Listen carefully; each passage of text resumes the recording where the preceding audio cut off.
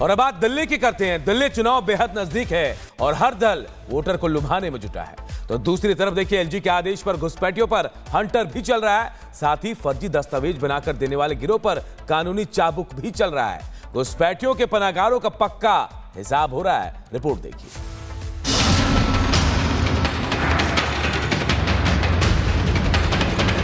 दिल्ली चुनाव नजदीक है और दिल्ली में घुसपैठियों के खिलाफ अभियान ने अब धार पकड़ ली है। एलजी के आदेश के बाद पहले पहचान फिर धरपकड़ और अब फर्जी दस्तावेज बनाने वाले गिरोह पर कानूनी चाबुक चल चुका है। बांग्लादेशी घुसपैठिए कई बार अपराधों में शामिल पाए गए और कुछ ऐसा ही खुलासा दिल्ली पुलिस ने किया। हत्या के मामले में 4 संदिग्धों को जब गिरफ्तार किया गया तो खुलासा हुआ कि चारों बांग्लादेश से फर्जी दस्तावेज के आधार पर भारत में दाखिल हुए। दिल्ली में चारों ने साहिल नाम के एक व्यक्ति से संपर्क साधा, जिसने उनका फर्जी जन्म प्रमाण पत्र बनवा दिया। इन आरोपियों के यहां आधार लाइसेंस समेत दस्तावेजों के प्रिंट का रेट भी फिक्स था। इतना ही नहीं, पुलिस ने उन वेबसाइट की जानकारी जुटाई जिसके जरिए ये सभी घुसपैठिए अपने फर्जी दस्तावेज बनवाते थे। 5 बांग्लादेशी नागरिक गिरफ्तार किए हैं। साथ ही साथ 6 और आदमी गिरफ्तार किए हैं जिन्होंने उनको नकली सर्टिफिकेट्स, आधार कार्ड्स, वोटर कार्ड बनाने में मदद करी थी। चौंकाने वाली बात यह है कि ये गैंग बड़ी आसानी से घुसपैठियों को फर्जी दस्तावेज मुहैया कराते रहे। देश की सुरक्षा से खिलवाड़ भी, जिसको लेकर सियासत अपने चरम पर है। आप बीजेपी को कटघरे में खड़ा कर रही है तो बीजेपी दिल्ली सरकार को जिम्मेदार ठहरा रही है। 11 लोग पकड़े गए हैं।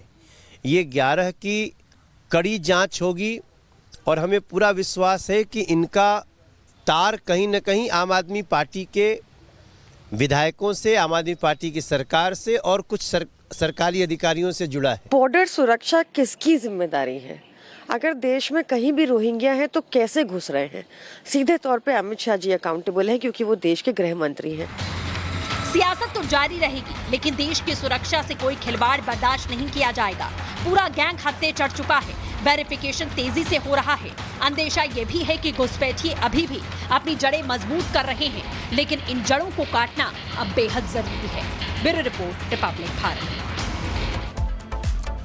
बांग्लादेश की यूनुस सरकार ने शेख हसीना और उनके परिवार के खिलाफ रूपपुर परमाणु संयंत्र में $5 अरब के गबन के आरोपों की जांच अब शुरू कर दी है। आरोप यह है कि शेख हसीना, उनके बेटे सजीब वाजिद रॉय और उनकी भतीजी ट्यूलिप सिद्दीकी ने परमाणु संयंत्र में बड़ा गबन किया है। रिपोर्ट आपको दिखाते हैं।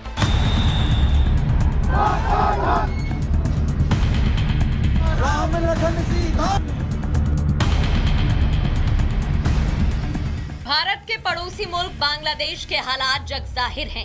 बीते अगस्त शेख हसीना के नेतृत्व वाली लोकतांत्रिक सरकार के तख्तापलट के बाद से कट्टरपंथियों का बोलबाला है। कहने को यहाँ नोबेल पाने वाले मोहम्मद यूनुस सत्ता पर काबिज हैं, लेकिन लगातार खुलेआम हिंदुओं और अन्य अल्पसंख्यकों के नरसंहार ने मौजूदा हुक्मरानों की असलियत उजागर कर दी है।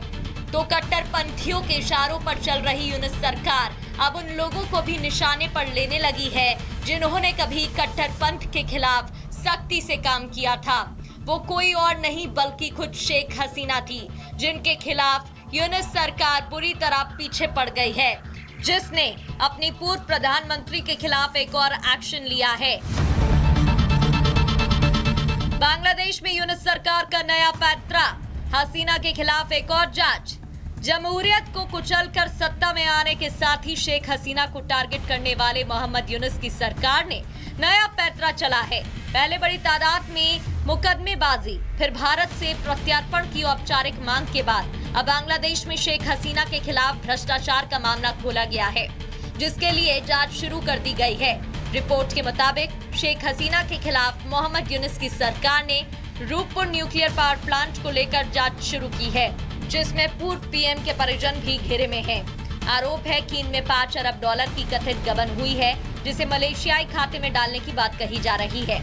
शेख हसीना के खिलाफ भ्रष्टाचार का ये मामला बांग्लादेश की एक हाई कोर्ट के ठीक 2 दिन पहले दिए गए फैसले के बाद शुरू हुआ है, जिसमें अदालत ने भ्रष्टाचार विरोधी आयोग से मामले में कोई कार्रवाई नहीं होने पर सवाल पूछे थे, जिसके बाद से आनन फानन में जांच शुरू की गई।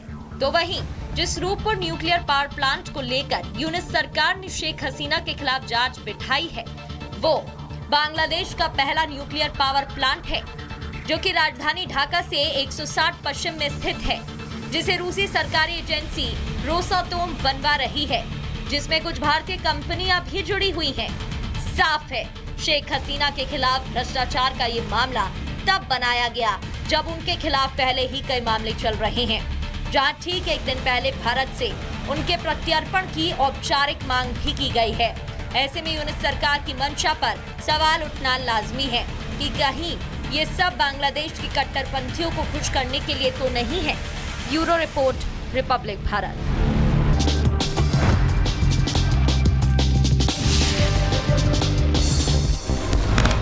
जम्मू कश्मीर के बांदीपोरा में बड़ा हादसा, पुलिस कैंप में लगी भीषण आग। घटना से इलाके में हड़कंप, दमकल की कई गाड़ियां आग बुझाने में जुटी। जम्मू कश्मीर के पुंछ में 150 फीट गहरी खाई में गिरी सेना की गाड़ी, 5 जवान शहीद, कई घायल। ऑपरेशनल ड्यूटी के दौरान हुआ हादसा। उत्तर प्रदेश के लखीमपुर खीरी में रोडवेज बस में भीषण आग, धू धू कर जली बस। गनीमत रही कि बस में बैठी नहीं थी कोई सवारी, शॉर्ट सर्किट के चलते आग लगने की आशंका। राजस्थान के कोटपुतली में बोरवेल में गिरी 3 साल की बच्ची का रेस्क्यू जारी। एसडीआरएफ और एनडीआरएफ की टीम मौके पर मौजूद। 30 घंटे बाद भी बोरवेल से नहीं निकाली जा सकी चेतना, अब भी 120 फीट नीचे फंसी। पाइपिंग मशीन के जरिए गड्ढा खोदकर रेस्क्यू प्रयास किया जा रहा है। सोमवार को बोरवेल में गिरी थी मासूम। उत्तराखंड के चमोली में नदी किनारे फंसे 2 पर्यटक, एसडीआरएफ और उत्तराखंड पुलिस के जवानों ने रेस्क्यू किया। मध्य प्रदेश के धार में चलती कार में लगी आग, दर्दनाक हादसे में ड्राइवर की जिंदा जलकर मौत। यूपी के बरेली में बच्चों से भरी स्कूल वैन सड़क किनारे पलटी। हादसे में 8 बच्चों को चोटें आई। राहगीरों की मदद से बच्चों को बाहर निकाला गया। उत्तर प्रदेश के महाराजगंज से हैरान करने वाली तस्वीर, एक युवक की दबंगों ने बेरहमी से पिटाई की। पुलिस वीडियो वायरल का संज्ञान ले चुकी है, आरोपियों की तलाश जारी। मध्य प्रदेश के छतरपुर से नाबालिग छात्र के साथ मारपीट का वीडियो सामने आया। एक नाबालिग छात्र के साथ 2 नाबालिग मारपीट करते नजर आए। पुलिस ने आरोपियों के खिलाफ मामला दर्ज किया है। लखीमपुर खीरी में गुरुद्वारे में सेक्रेटरी पर जानलेवा हमला, हमले में सेक्रेटरी बाल बाल बचा। आपको बता दें कि पुलिस ने आरोपियों को गिरफ्तार कर लिया है। देश के कई राज्यों में बदले गए राज्यपाल, जनरल वीके सिंह को मिजोरम की जिम्मेदारी। अजय कुमार भल्ला बने मणिपुर के राज्यपाल। केरल से बिहार भेजे गए आरिफ मोहम्मद खान, राजेंद्र आर्लेकर को केरल की कमान। अंबेडकर के अपमान को लेकर बीजेपी ने कई मुख्यमंत्रियों का कांग्रेस पर हमला। योगी फडणवीस, मोहन यादव ने संभाला मोर्चा। धामी और हिमंता का भी अटैक, कांग्रेस पर